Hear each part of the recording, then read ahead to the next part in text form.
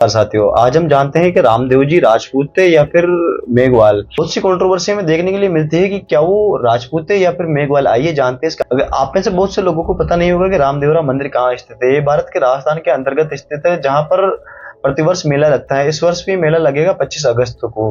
रामदेवरा को हम पर्यटन स्थल के हिसाब से भी देख सकते हैं और इसे आध्यात्मिक हिसाब से भी देख सकते हैं। रामदेवरा के जो ईश्वर है उन्हें भगवान कृष्ण का अवतार माना जाता है। इस मंदिर की जो स्थापना होती है वो 14वीं शताब्दी के अंतर्गत होती है। पहली कहानी के अनुसार जो रामदेव जी का जन्म है वो राजपूत परिवार में होता है।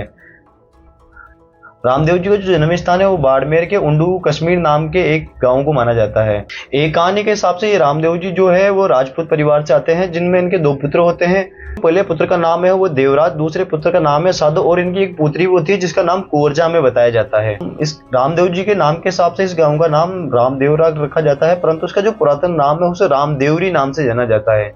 इन्हें एक कहानी के हिसाब से तंवर राजपूत माना जाता है। देखिए, गंगा सिंह जी जो राजा रहे हैं उन्होंने गुणस चैत्र सुदी पंचमी विक्रम संवत 1409 के अंतर्गत इनका जन्म हमें बताया जाता है। मेघवाल समाज की जो किताबें हैं उनके अंतर्गत इस बात का पूर्ण रूप से वर्णन हमें मिलता है। पिता का नाम हमें अजमल जी बताया जाता है, माता का नाम मीना देवी बताया जाता है। इनके जो गुरु है उनका नाम हमें कालीनाथ बताया जाता है। कालीनाथ जी ने रामदेव जी के गुरु ने मिलकर एक कमादी पंथ की रचना करी थी, जिसके अंतर्गत संतों का जो मिलन होता था और संतों की गुरुवाणी कही जाती थी और इससे कुछ लोगों की समस्याएं भी दूर होती थी, या चमत्कार इसे आप समझ सकते हैं।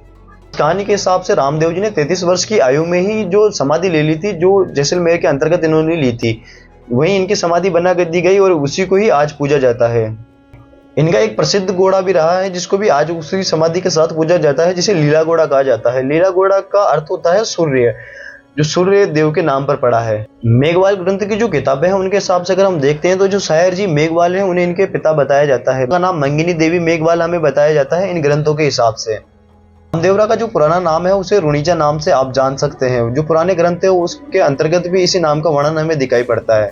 राजपूत ग्रंथ के हिसाब से पढ़ते हैं तो इनमें इनकी शादी नहीं होती है, परंतु मेघवाल ग्रंथ के हिसाब से अगर इसे पढ़ते हैं तो पाकिस्तान के अमरकोट के अंतर्गत इनका विवाह किया जाता है। आगे जाकर के भैरव नाम के एक राक्षस का वध करते हैं, परंतु कहानी में मुख्य किरदार सिर्फ लोगों को जागरूक करना और लोगों को सेवा की तरफ ले जाना और चमत्कार दिखाना, इस प्रकार के जो आयोजन करते हैं, इसी से इनका जो प्रचलन है वो बढ़ता हुआ जाता है।